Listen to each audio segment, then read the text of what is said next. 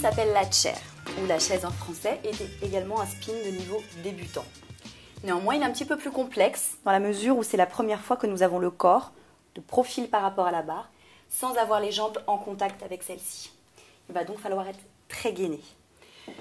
La jambe qui prend l'impulsion, même si elle ne s'accroche pas, est la jambe extérieure. On va donc faire 4 pas. 1, 2, 3, 4.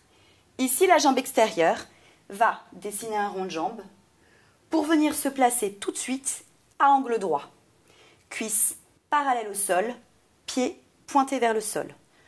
La deuxième main va venir se positionner au niveau de la poitrine, entre la poitrine et la taille. Cela dépend des filles. Entre la poitrine et la taille, l'objectif étant de repousser la barre. C'est donc une nouvelle prise aussi qu'on introduit qui s'appelle Half Bracket Grip. Il ne faut pas attraper la pôle, il faut la repousser. Ensuite, il va falloir décoller la deuxième jambe du sol qui va venir se placer en parallèle de la première. Tout simplement, les cuisses jointes, pieds pointés vers le sol. On peut croiser les chevilles si on préfère, c'est une question de goût. Moi, je préfère, donc je les croise. Il faut simplement imaginer que c'est comme si on était assis sur une chaise. Donc, les jambes bien à 90 degrés.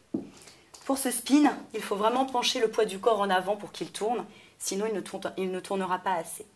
Donc, 1 pas, 2 pas, 3 pas, 4 pas.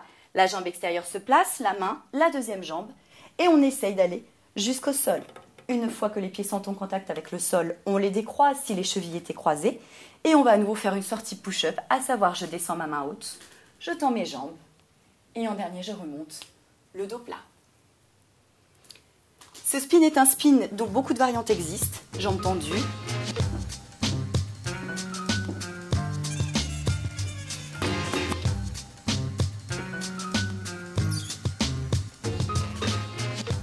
Une jambe fléchie, une jambe tendue, très utile et très beau. C'est un spin néanmoins de niveau débutant.